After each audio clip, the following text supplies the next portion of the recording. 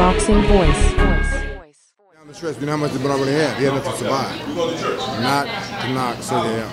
So they went, and if he didn't knock him out, I knew it went the way I thought it would go. A young, hungry fighter was able to dethrone an older, kind of worn-out guy at this stage of his career. Do you think that's the last we've seen of Bernard? As a friend and an ex-fighter, I hope so. But listen, his ego might say, I don't know what he said in the interview, but I like to see him walk away. Listen, you didn't get knocked. You went 12 rounds with one of the hardest punches in boxing today. What more do you have to accomplish? To get knocked out by somebody?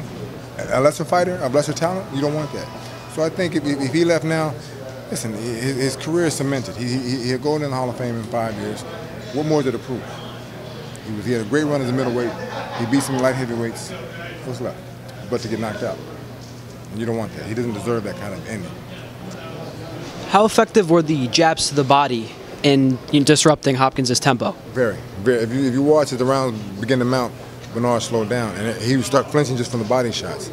Sergey's a tremendous puncher, even with the jab to the body, and he stopped a couple guys already with that.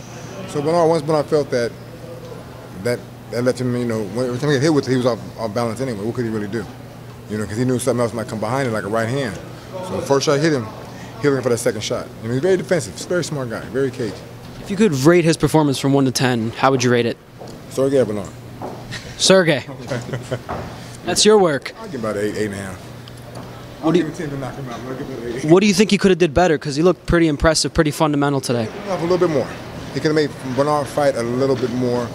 Sometimes during the fight, he started headhunting, trying to knock Bernard out.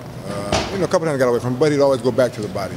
So if he could have just maybe throw a couple more combinations, body, head, body, he might have got the knockout he was looking for. Because once he'd been on the first round, I knew right then that was it. Because now Bernard's in survival mode for at least 4 or 5 rounds until he gets himself together. So he did well though. You were really confident entering this fight. Did you think it would be that lopsided though? Honestly, I did. I know Bernard. Like I said, he was my sparring partner when I was champion. I knew that he's old. Whatever he comes up with, who he is now, he's old. He's an old man, and this young kid proved that. It's just that it just was his time to step aside and let these young guys do what they do best. I mean, he can still be a lot of top guys in light heavyweight division, but what for? It doesn't prove anything. He's Hall of Fame, no matter.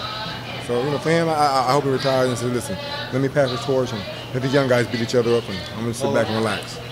How badly? Or you think he will retire? I couldn't tell you. I hope so. Okay, Yeah. How badly do you want the Adonis-Stevenson fight next to unify the titles? From a trainer's point of view, do you like that fight? How similar and difficult, different would it be to the Hopkins fight? I love the fight. No, I think it'd be easier because Stevenson is not Bernard. Stevenson's one-dimensional. He has a great left hand, but his defense is lacking.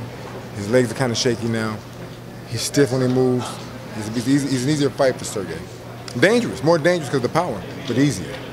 I like that fight. I don't think it's going to happen anytime soon. Like I said, I think Sergey's in the obligation with 3 sanctioning bodies. Stevenson's supposed to fight Pascal in April. If he does, a lot of people say that Pascal should beat the hell out of him in training, in sparring session. So it's easy to even get a fight with Stevenson's going to do it. They have to do it now. He's, Al Heyman has to, kind of play nice with everybody. I'm not saying he needs to be that guy, but they ought to come together if they want to make this money and make the fight happen.